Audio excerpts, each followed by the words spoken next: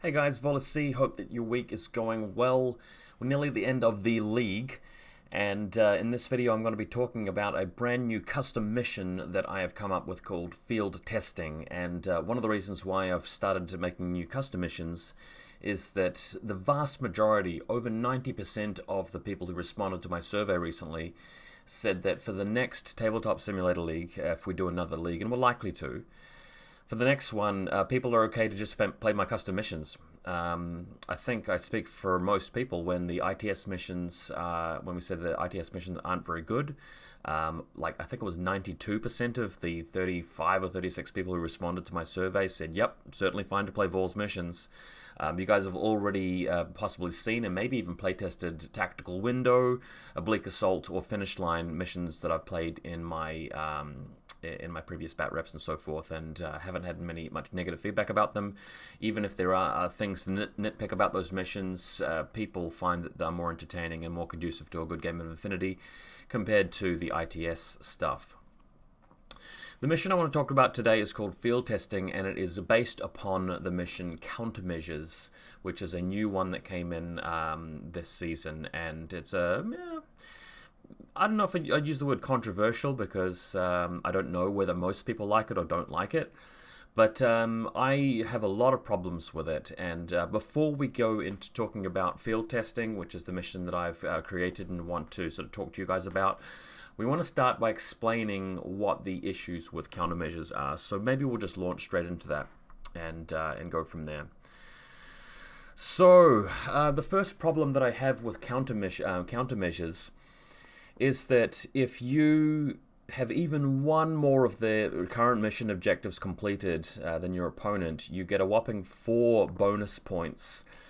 So if you've completed 2 by the end of the game and I've just completed 1, then effectively you get 6 objective points out of that and I only get 1. So it's just a massive blowout, whopping major victory. There's no middle ground in there at all.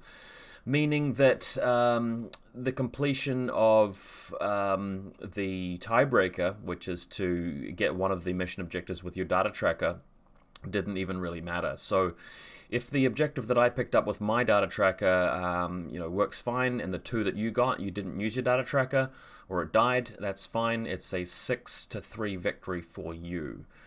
So there's really only one way to win, and that is just to make absolutely sure that you have at least one more of the mission objectives completed than your opponent by the end. There's no other strategy, there's no other middle ground, and I do find that a bit stale. The second reason why I don't like this mission is that it heavily relies on the classified cards, and as you guys know, I don't like the classified cards. The idea of them, the principle of the objectives is okay, and that's why I'm actually going to incorporate the same idea in my custom mission, but I'm going to try and solve the problems that are there. So let's talk about what those problems are. There are these classified missions like a test run and experimental drug, and the rescue one where you've got a case vac, an unconscious friendly trooper, that kind of thing. Got people messaging me right now. Let me just close this. And the problem is that there's one faction, Yu Ching, which has these units called Guangxis, which can make themselves unconscious automatically, and then you can move over to them with a Sophatect or a Zhanji Doctor or whatever it is that you're going to be using, and just revive them. And that means that the objective is very, very easy to complete. So they have a massive leg up, whereas some factions just don't find it easy to have good access to a good doctor and troops that are appropriate to throw off buildings and make corpses out of, which I find is really terrible. Some factions also have pretty good remote presence as well, which is good for the engineering one, others don't. Through the entire game, you're basically playing a mission of don't do damage to enemy troopers if you can help it. So a model like the Upsilon Sniper with a multi-sniper rifle is really good because you can just fire stun rounds all day long to prevent them doing things. And if they shoot you, you're shock immune, so you might just make a helpful little corpse to revive with your own doctor later on. Whereas a model with a viral sniper rifle, not so good because you've just got one damage mode and you might put them unconscious and they'll just heal themselves back up. So that's really tragic. It's also really annoying to me that if you're in a clutch situation and you just have to complete test run or experimental drug and you've got no way to do it, you see people just throwing stuff off buildings and you're hoping that it'll fail exactly one armor save and no more than that, leaving an unconscious corpse, allowing you to complete the objective. So there's no interaction with your opponent, it's just really down to luck. I have no problem with Mickey Ward personally. I know that he's an Australian player who created this mission for the competition initially, and it must have looked great on paper. But I talk to people who have come out of a game of countermeasures, and people are saying to me, dude, you know, can I have 2 hours of my life back? This mission sucked. I really hated it. So that's what I've been hearing from people, and I personally don't enjoy playing it. My strategy for this mission, I think, would be to possibly use stuff like Strategos level 3, try and get first turn if possible. Try and play a faction like Yu Qing, which has the Guangxis, or at least maybe a Left or Combined Army, something with a lot of Dogged and NWI, just to make sure that they don't get to do stuff to my corpses once I've removed things. So Dogged and that kind of thing's really good, but there are some factions that just don't do it as well, which is sad. With that little rant out of the way, let's start talking about what I would do to fix this mission, and let me present it to you now. It's called Field Testing, and we'll go through the mission. It is a bit of a complicated mission, but so long as you're not too daunted by it and just take a little while to read through it and have a practice game to get your head around it, it's not really that bad. So let's have a read through. Field Testing, a modification of Mickey Ward's Countermeasures mission, edited by VaulSC, and you got your special rules there, which we'll come to later. Main objectives. So I've replaced the term current mission objectives with current random objectives. And that is my new technical term for the classifieds you'll be completing. And what you'll see later in this document is that I'm taking the existing set of classifieds, I'm removing some of them, adding some new ones, and modifying and editing some of the existing ones. So we'll see that shortly. But the principle in this mission is the same. There will be cards which both players have to try and complete, and as soon as you complete one of the cards, you retain it and bring it to your side of the table, and that will gain you points.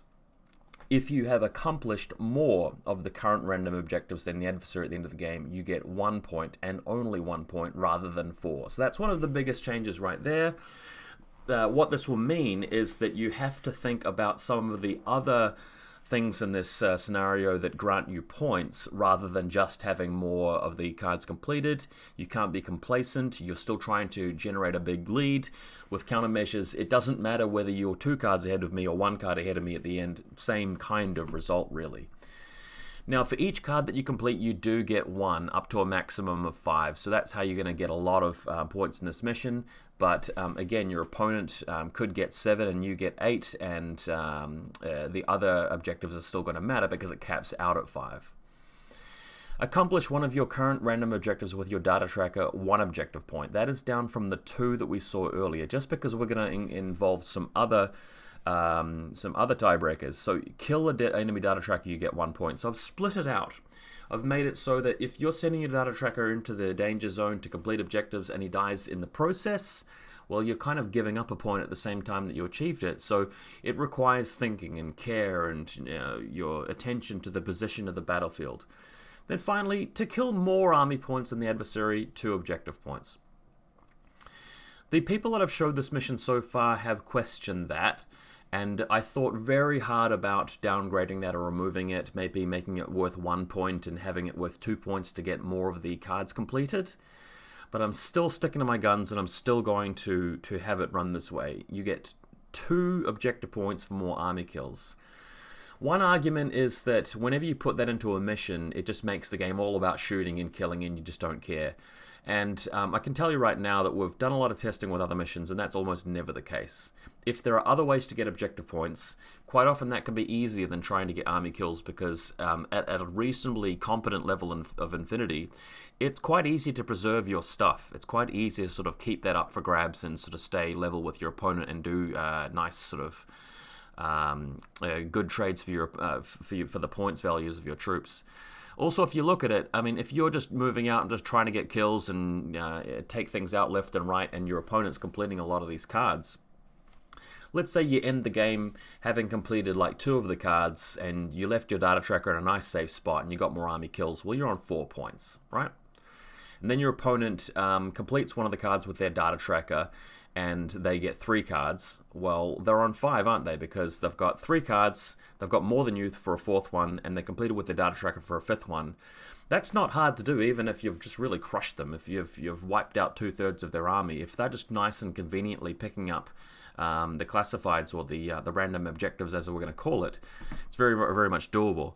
The second round of the league's still a couple of weeks off, so if we can playtest this a bit more and get more feedback, that'd be great. I'm open to changing the number of points you get for army kills, but I don't think that will make it a better mission at this current point in time. I'm going to think about it some more. We'll come back to it, but for now, I really like that it has that element, because you're thinking about multiple fronts. You're thinking about different ways to win the mission, and you're balancing some of the things that are happening on the field, and it makes it a lot more fun and interesting.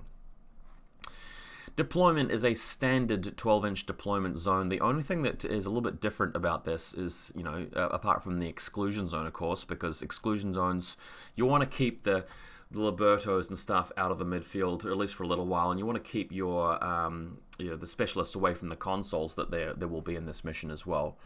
You can't deploy in base contact with an HVT. We'll see why that's important later. This mission's a fun one because it says new HVTs may be deployed as per this mission's rules later in the game. HVTs may not be deployed in base contact with other models. That may sound a bit quirky to you, but let me tell you that some of the mechanics in this mission will allow you to press the button on a console and have an HVT spawned on the table, so it will just be deployed there and then at the resolution step of the order, so it doesn't get hit by a mine in the process or something like that. But you can choose to spawn an HVT for your opponent or for yourself, and if your opponent's one's being spawned, they place it. If it's your one being spawned, then you place it. We'll come to that in a minute. So, scenario special rules, here it is. Random objectives deck. At the start of the game, using a standard deck of playing cards, not Corvus Belli's deck, but a standard deck of playing cards. So we're talking about this bad boy here. These guys, right? We're using these. And if this mission catches on and people like it, and we do want to use it for the league, it's very easy to use Tabletop Simulator to make custom cards that actually have the rules printed on it, so that you don't have to have the PDF open looking it up throughout the game. But if you don't have something like that available, you can use the standard deck of cards, jacks and kings and queens and all of that. So using that deck, draw 3 cards and set them beside the playing area. These 3 cards are the current random objectives. So in the same way that you draw classified cards, you'll have at the start of the turn, here we go, at the start of the game, after deployment, you put the 3 cards out there. And these will correspond to different kinds of classifieds which I have invented. It goes on to say, place the rest of the deck beside those 3 cards, leaving space for a discard pile. Every card in the deck corresponds to a random mission shown on the random objectives chart at the end of the mission document. We'll get to that. At the start of the tactical phase of each player's turn, why don't I just make this a bit bigger for you? Why don't I just zoom in? Start of the tactical phase, that player may choose and discard one of the 3 current random objective cards, place it on the discard pile, and draw a replacement card from the deck, just like it works in countermeasures. However, I've made it so that you don't get to do 2 of the same thing, because we'll see later that that could be problematic. So cards of the same rank as other active cards must also be discarded and redrawn. For example, 1 4 and 2 queens are drawn. The second queen's discarded and a new 4 is drawn. So we'd have 2 4s then. The duplicate 4 is discarded and a 9 is drawn. They're all different now. Great. The active player then can use their choice to replace one. So that player then decides to discard one of the cards, selects the first queen, discards that. The card drawn to replace it is a duplicate 4 because we already had one. This is discarded. You get a 7. Now all 3 cards are of a different rank. Let's practice it. So in this case, everything's fine. So let's say these ones are completed at the end of that player's turn. Then it's player 2, beginning of their turn. They get a 10, 8, and a 4. They decide they don't like the 10, flip that over. They bring out another one. It's a 2. If that had been a 4, they would have had to replace it. That's fine. They complete all of those. That just goes over here in the discard pile. Player 1 gets turn 2 coming out. Let's just have a look at them. 8, 3, 5. They don't like the 8. The 8 goes away. You've got a 7. If that had been the same with the other cards, you have to replace it, and that's how it goes. Pretty easy. Alright, during each player turn, if a current random objective is accomplished, the card is retained by the player who accomplished it. If both players accomplish the same current random objective in the same order, both troopers count as having accomplished it. This is, I think, a clause there because in countermeasures there might have been a way for both players to complete one, like you can complete one in the reactive turn. I don't even know if it's possible to do that in my mission, but I've included the clause just in case. At the end of that player turn, draw new cards from the deck until there are 3 current random objectives of different ranks, as I just demonstrated. If the deck runs out of cards, shuffle the discard pile into a new deck. So drag all these here, shuffle it, you start again, and you can bring them all around.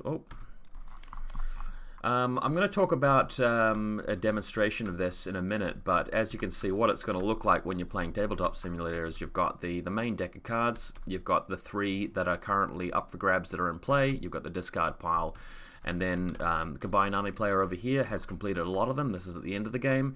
We've put a data pack token next to the 7 because the mission corresponding to the 7 was completed by the data tracker, which was Dr. Worm. And then over here, Deshat have completed 3. Their 112 Doctor completed the Jack objective, so that's data tracker token on that, and that's how you're keeping track of it. Killing. We all know how to kill stuff. That's just copy-pasted from other missions that involve it. Next up, we have the consoles. So, colored consoles. There are 3 consoles placed on the central line of the game table, just as there would be in a mission like Unmasking. One of them is in the center of the table, and the other 2 12 inches from the edge. So, let's just see a visual of that. Yep, the buildings are open, so we've got 3 different consoles. We've got the green one, and the blue one, and the red one. And note that their coloring and their positioning is going to be important. Okay, before the game begins, mark the consoles just by putting a token next to it in real life or coloring it with tint in Tabletop Simulator. Either player may use a specialist trooper to spend a short skill in an attempt to pass a whip check while in base contact with the console, pressing the button like you do in any other mission. If the check's passed, the controlling player is allowed to choose one or both of the following. So there are 2 rather different things you can do once you've passed that whip check. They're treated separately, but if you pass that whip check, you can accomplish both things in one fell swoop if it's applicable. So some of the random classified objectives we'll get to later involve pressing the correct console. So if you drew a jack, queen, or a king, they will relate to different consoles and you may be able to get it that way. For example, if you get a queen and you're trying to complete the queen mission, all you've got to do is pass a whip check and press the button on the blue console. So that's completed. But the thing is, if you got the queen, you couldn't complete that mission by pressing the button on one of the other objectives, is what we're trying to get at there. So that's the first result of passing a whip check on the correct console. The second thing, though, applies no matter which of the consoles you're trying to press a button next to. So even if you're not trying to complete a mission objective, you can interact with any of the colored consoles at any time to achieve the second rule. So it says, if either player has fewer than 3 HVTs on the table, a new HVT can be deployed by passing this check. If the new HVT is to belong to the active turn player, that player chooses its deployment according to the normal HVT deployment rules. If it's to be an opponent's HVT, then the opponent chooses the deployment location for it. The HVT for either player is deployed at the resolution step of the order that spawned it. Just because you wouldn't want to have your specialist move to the console, a mine goes off, you plant a HVT next to yourself and somehow gets hit by the mine. Not that that would really matter, but still, that's how we're going to be doing it. So back to this example, if I have an HVT out here somewhere, data banker, let's take that. So let's say I get the card that requires the green console to be captured. And I move my specialist, which might be the doctor, over to the green console, and I pass the whip check. Not only do I get the point for moving the jack over to my side, so that jack will be accomplished, I can then deploy an HVT for me. So if I go into the grid again and turn the lines back on, I can put this HVT anywhere on the table and count it as one of my HVT so long as it's beyond the 16-inch sort of deployment area. Alternatively, I can tell my opponent that I want my opponent to deploy an HVT for their side, in which case they have to place the HVT somewhere. And the reason why that's important is because the missions that we're going to be doing later on will remove HVTs as you go. A little bit like how it works with countermeasures. And because they're being removed, you may get to a situation where there aren't enough HVTs left to collect, or they're not in convenient situations, so you want to bring them in by pressing the button. Sometimes you'll be pressing the button just for the sake of spawning an HVT. Other times you won't want to spawn an HVT because you can't, or because you don't want to give your opponent the chance to complete anything more. So you'll only be doing the mission. And then sometimes you'll be doing both. You'll be pressing the button on the correct console, getting a bonus point, and creating an HVT to help you later in the scenario. So that's why it's structured the way it is. There are two things you can do, and you can choose one or both of the following, right? Specialist troops, exactly the same as you'd normally expect. Everybody is that. The difference here, though, is that any tag nominated as a data tracker are considered specialist troops.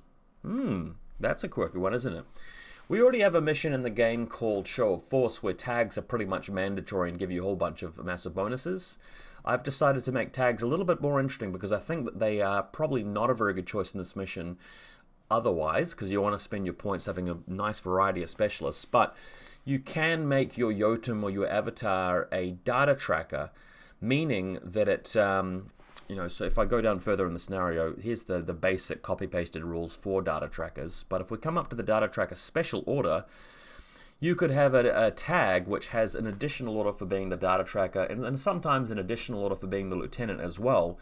But do note, if a tag is nominated as the data tracker in this mission, it gains the specialist operator of ability and loses the tactical awareness ability, but retains the data tracker special order. So what I'm doing there is I'm preventing you from having a 13 order turn with your tag, like your Jotun or your avatar. You basically get the normal orders, plus the data tracker special order, plus the lieutenant order if you have it. You can't use tactical awareness, and that tag is a specialist for the purposes of pressing the button on those consoles we talked about. There are maybe a couple of other classifieds that it can do, but I've made it so that if you do take a tag, there's stuff you can do with it, and I think that's significant. Also, if it becomes a data tracker, it's worth points in terms of, you get a bonus point for pressing the button with it. You lose a point if the tag dies, for example. So there is that. Multiple HVTs. Each of the players will deploy 3 HVTs following the usual rules for deploying HVTs. We understand that. HVTs can be removed upon completion of some of the random objectives, and new HVTs can be deployed during the game by using the colored consoles see above. Note that when we said back with deployment, HVTs can't be deployed base contact with other models. That's important because a couple of the special objectives require you to spend a long skill while base to base with an HVT, and that will require an additional order if you aren't already in base contact with it, if you know what I'm saying. In this scenario, secure the HVT rule is not applied. Fair enough, because we're not swapping a classified objective for it. Retreat rules are not applied because retreat's the dumbest rule that anybody's ever made ever. And end of the mission, well, it'll just go for three rounds regardless. All right, and there's an exclusion zone, don't forget about that. On to the super important stuff.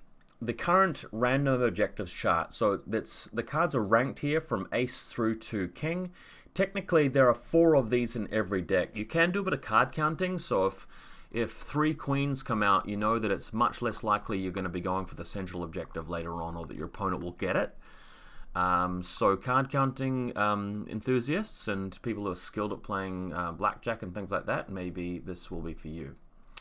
Let's look at it. Each card drawn from a standard deck of playing cards corresponds to one of the following current random objectives. So if you draw an ace, all you've got to do is kill an enemy HVT.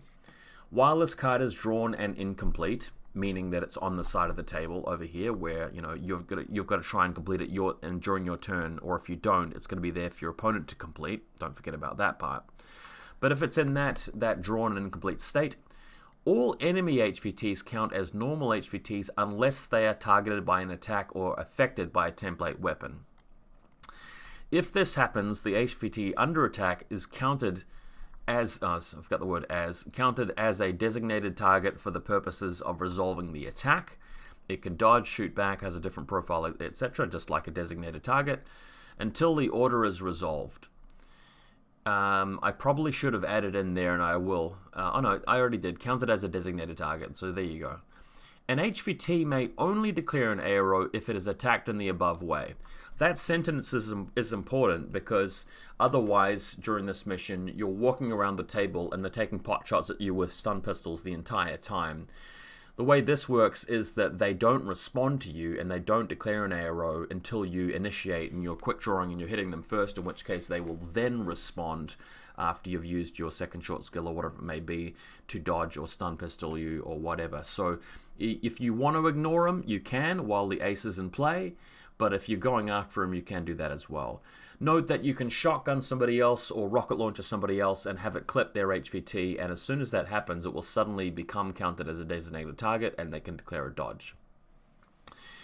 If the HVT is wounded by the above attack, it goes straight to the dead/remove state as if you had shock, and it's important because I'm trying to keep this in line with the other missions where HVTs are always getting removed when something's done to them to cause an objective point to be gained. Only one HVT can be attacked at a time, and this card is completed once a single HVT is killed. That is there to prevent you from walking into enemy territory and splitting your burst and shooting 3 of them and getting 3 points. It doesn't work like that. You can only accomplish one ace objective at a time. And remember, there can never be more than one ace card at a time because we established that earlier. Duplicate rank cards are always discarded until you've got 3 different ones. Otherwise, you guys could see what happens. One lucky player gets 3 aces. Awesome. The slot machines are going crazy. But the 3 aces would allow you to just kill their 3 HVTs and then move on. Or press, the same button 3 times in the same place. We just don't want that. So that is how you complete an ace objective. If it is a 2, it's hack enemy HVT. Very similar to an existing classified. Friendly trooper with a hacking device can spend a short skill, make a whip +3 check, so very easy to do. But although it's easier thanks to the whip +3, it's always 1 dice and the enemy HVT is resetting. Technically, coming out of camo would be a surprise attack, I believe. So we're going to rule that that's a yes. I probably should make a note about that. Once successfully hacked, that HVT is removed from the game. So very similar to countermeasures. There you go. Observe enemy HVT. The player must succeed at 2 forward observer rolls or 1 spotlight hacking program roll against an enemy HVT model, in which case it can reset. Once observed, that HVT is removed from the game. Note that I have edited this mission to make it 1 spotlight hacking program because getting 1 spotlight hacking program onto them is way harder. 2 forward observer rolls is a lot easier. Sabotage. Choosing a scenery item that's entirely in the enemy half of the table. Detonate a decharge on it as per Sabotage classified mission. Totally verbatim, right? Sabotage. Harvest. This is like Extreme Prejudice, but easier. Kill an enemy model with a close combat attack. That's all you need to do. Or perform a coup de grace against an unconscious or spawn embryo model. And what this means is that it doesn't penalize players for being up against stuff that has a lot of dogged and NWI and shit like that. So with Harvest, if you've shot them dead already because they were really awesome in close combat, you just go and harvest their corpse. But if they're a real pleb in your McMurray or something like that, all you got to do is kill them. So it's actually quite an easy thing to complete, but your opponent can keep things away from you and shoot you as you're coming close and generally keep models back and not commit things if they're worried about you completing that. So I kind of like that change there. The old version, Extreme Prejudice, was sometimes too easy, sometimes impossible, whereas this one is a bit more middle ground. So I really like it. Alright, the next 2 have been edited. I've gone through 3 edits of this mission so far, and this is the most recent change, and I've thought about it carefully, and you guys need to give me some feedback about this, because we just played a test game of this, and I had to change it. Let's read what it says at the moment. A friendly model with the doctor or paramedic ability must spend a long skill. So it's not like a doctor check normally, it's a long skill. It takes more time. You're having to sort of, bring them in for a checkup and spend that time sort of tapping the knee and, putting up the thermometer. After the long skill spent, they've got to pass a willpower check while base to base with any HVT. So this is your friendly ones or their ones. So if somehow they've deployed an HVT, middle of the table, and your ones aren't there, and you've got a doctor over there, you can actually do it. Models with the Doctor Plus skill gain +3, as if it was a Doctor ability. Paramedics are -3, as if it was, the paramedic deficit. Once a whip check has been passed, the doctor or paramedic must end the turn entirely within the friendly deployment zone. The HVT that was contacted is then removed from the game. Initially, when I had my first, reading of this rule and I first wrote it, all you had to do was just go over there, spend a short skill and pass the check, and the HVT is gone, and that's all you needed to do. We just played a practice game of that, and we found that this is really easy classified to complete, or random objective to complete, as I should call it, because all you got to do is just move over there, and your HVT is very close to your doctor as it begins. You may have even had like an infiltrating doctor or engineer right next to it, or like an Ermandina with Impetuous, and all you do is you spend the first order of the game, you move over, you pass the check, and then done. The HVT's disappeared, and your opponent can't do stuff to that HVT. Now what you've got to do is you've got to move in contact with it. That's going to take at least one order. Then you've got to pass the whip check, and that may be failed. Then you've got to spend a couple of orders moving back into your deployment zone. So if you start failing the whip checks, it might take part of the turn, and you might realize you're not going to be able to make it. So this actually becomes quite difficult.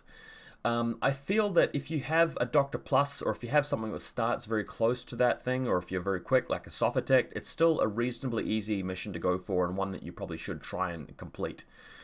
In a previous version of this mission, I made it so that you could spend command tokens to re-roll the result. You can't do that in this one. So that makes it more difficult. So remember that when you initially randomize which objectives you're going for, you can choose one to drop. You can choose one that you're not going to attempt to complete. And let's say if you're Pano and all you've got is a trauma dock, it's in your deployment zone, the HVT is not anywhere near close, maybe go for one of the other ones. So I think that keeps it fair. Engineering is basically the same thing but with an engineer. Note that Tech Bees will still give you the bonus because it's just a general global whip check. In the game I just played, I used a Caliban engineer to go and do this, but we've now made the mission harder. I still would have attempted it though, and probably would have succeeded though, given the orders I had. So yeah, these still require doctors and engineers. It requires you to take doctors and engineers. There's no reason why you couldn't play this mission though and design for this mission and specifically not take a doctor or engineer and decide to just pass on this particular one and discard it for something else, mulligan it out, in favor of something which is better at completing one of the other missions. And that's why I think it's okay that these two, medical engineering, are actually more difficult. I think that's perfectly fine. Net Undermine, very similar. In fact, it might even be copied verbatim. If you're veteran, elite, or have chain of command, do a short skill while totally inside the enemy's half of the game table, and you're done. You're good. Mapping. Forward observer or hacker in base contact with a scenery building or scenery item placed entirely inside the enemy's half of the table but not within the exclusion zone must spend a short skill and succeed at a whip roll. I have modified that. It used to be deployment zone. Now I've brought it back so you have enemy half of the table but not exclusion zone. So I've widened the area where you can achieve this by 4 inches just to make this a little bit easier, because compared to some of the other stuff you have to do elsewhere, I think this is one of the harder ones. Inspection, if you've got medium, heavy infantry, or tag, I've added that in there. You couldn't previously do this with the tag. Now, if you have any of these 3 types, you get the enemy HVT within your zone of control, pass the whip check, and then if it's passed, it's removed. I have also removed the clause where I think you get a bonus for having it in your line of sight. I've taken that away just to keep it reasonably difficult. But I still think this is very, very doable. The idea is that you want all of these to be really straightforward, because the real cost is the fact that if you're trying to complete these, you're spending orders, you're having to change your position, and you're not attacking the enemy as you're doing it. So to win, You know, do you focus on just going after the objectives? Do you focus on assassinating their specialists? Do you focus on killing them and putting up arrows so they can't complete it and getting the bonus too? I love the fact that there's a variety of paths, there's a variety of strategies to do that. Finally, depending on which picture card you took, or you got drawn there, you're going after any one of the 3 consoles. Just press the button with a short skill. We all know how to do that. It doesn't change player control or anything like that. The consoles are always there just to be pressed upon, and you can get points that way.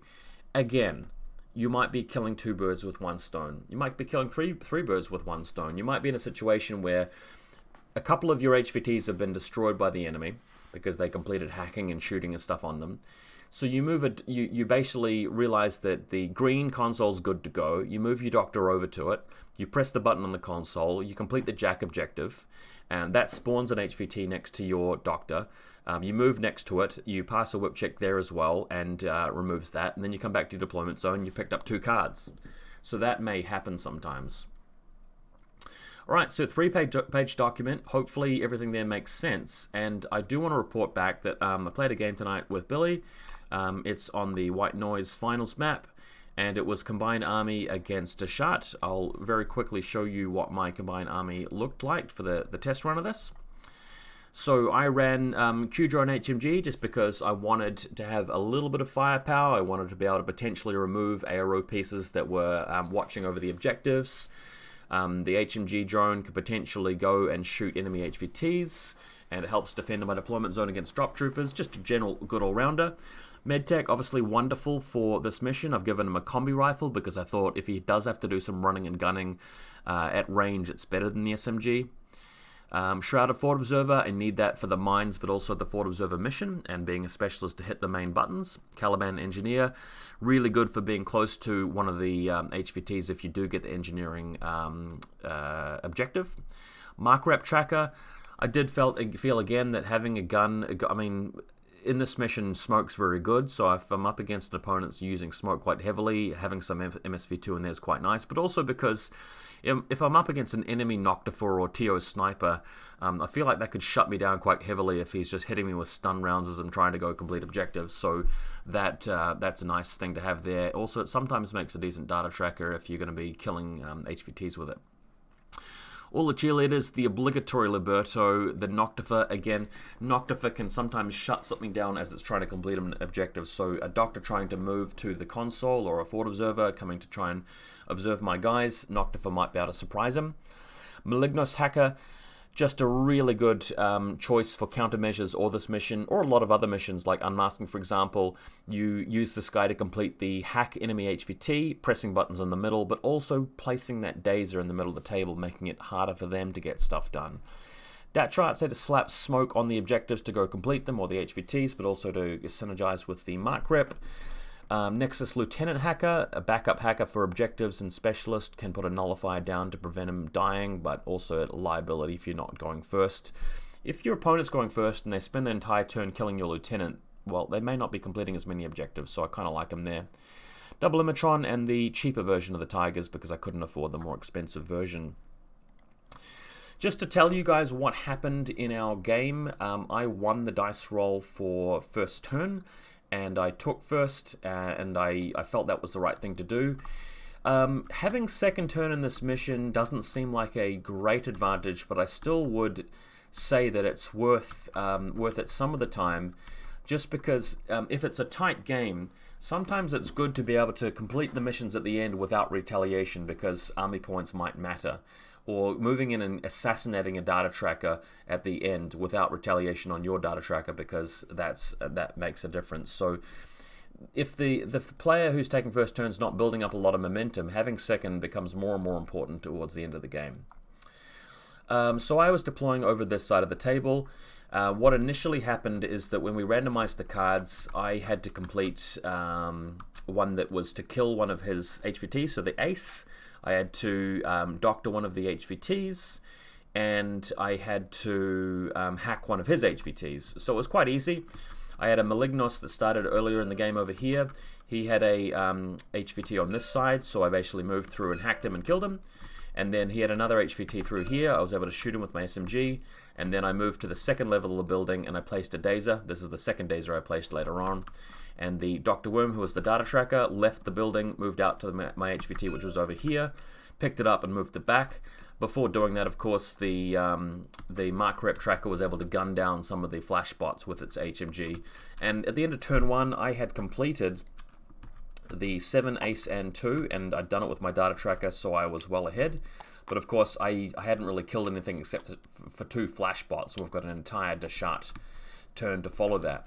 So in his turn 1, he wasn't really able to complete many of the objectives because he got unlucky with what was drawn. And he was worried that I did have a Noctifer here, which was actually true. There was a Noctifer there initially. So he moved his link team around this side of the table and just jockeyed for better position. Didn't really kill that much. He used his Liberto to take out one of my Dazers, and that was really about it. So in my turn 2, I was able to complete a little bit more, but again, I was kind of stuck with objectives. I couldn't do that well.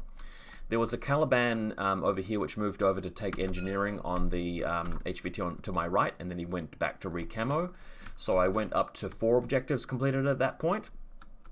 But I couldn't complete the other 2 just because I'd removed some of his HVTs at that point, and I'd removed some of mine as well, and I wasn't in a good position to be able to move up and hit the consoles to add more back. So at the end of game round, so at the end of my turn 2, I should say, I was on 4. Then when it back to him, he'd been unlucky during the first game round, but he started to have a little bit of luck, swing back his way, and that's possible because when some of the bad cards have gone, the good cards are left in the deck. So he had to then complete this objective here of basically hitting the console, and he had to doctor one of his HVTs. So his 112 managed to move over there, I think in a smoke cloud, and pick that up while moving back and hitting the HVT. So he was able to pick up a couple more, picked up the Jack with his data tracker and the 6, bringing it a little bit back closer to reach, but still wasn't really anywhere near my count of 4. So it was sort of 4 cards to 2. After a couple of game rounds there. One thing that happened towards the middle of the game is he picked up with his link team, managed to kill the Caliban, did something to my HVT over here. No, I'd removed that HVT first, which was unfortunate for him. He got quite unlucky with trying to pick off various things with his dice. But there was a Noctifer which managed to do some damage to the link team, took out a what do I call it? Bounty Hunter damaged, no, the Zuyong HMG got damaged when he took on the Q drone. He got crit by that and then shot back and destroyed him. The Rushi did take out the Noctifer midway through the game. But we got into a particular situation where in my final and third turn, I was able to complete the Ace and the King because the new cards were drawn. The Malignos was on the second level. It moved down here and killing a Liberto on the way with the help of the Mark Rep. I managed to move over and complete this objective, which is the King one, by pressing the button and shooting his HVT, which is over here, with my Mark Rep, leaving me with a grand total of 6 at the end of the game. Note that it caps out at 5, but it's important if you've completed more than your opponents. I'm going to open a save game that I took here, just showing you guys what the board state looked when there was only 1 turn left to play. So beginning of the final Deshat turn, if I just load everything right back up again. So Deshat Company have only completed 2 cards, but they've got 1 with the data tracker. The Doctor Safe, I had an opportunity to kill the data tracker, his doctor, but I didn't manage to go for it. Combined Army, all turns have been played, but I've got like 6 cards in the data tracker order. Note that in this position I've still got a Malignos and a Mark Rep over here just standing around helping to defend. So my opponent actually played this last turn pretty well. I didn't know it, but this Tractor Mule was a Luduan, so he was able to move out, pick off these guys, so basically just deleted the Malignos and the Mark Rep. He was then able to press the button again because he picked up like a Jack. This Jack appeared as one of the potential cards to go for. So the Doctor was able to go back over to the objective, or maybe Valeria was or something like that, and that was able to spawn a new HVT for the Combined Army player because there was nothing he could do on his own side. So I basically spawned an HVT right here. And what that allowed him to do was move up with the Luduan to get it within repeater range, and then try spotlighting it, because even though you can't hack enemy HVT through a repeater, you can spotlight an enemy HVT through a repeater. So Valeria was able to go after him. My opponent had some ridiculously bad luck here, just failing the spotlight attempts and me passing the resets. So he didn't manage to achieve that. So what we did is we had McMurray, after moving through here, passing all armor saves against the mine, destroying the shrouded, total immunity against these guys doesn't matter. Q-drone's already dead. McMurray was able to come around here and go next to the window and go after my data tracker to try and kill him. Pretty good chance of doing that. I dodged, he used the chain rifles, and what happened is that the medtech just passed the dodge and he didn't get that either. Note that though, if he'd got the next classified, so at the end of the turn he basically gets the jack, that's completed as well, so he's got 3. Oh, put it in the wrong area. And if he kills my data tracker, that's another one. It brings it pretty close because he got the king as well.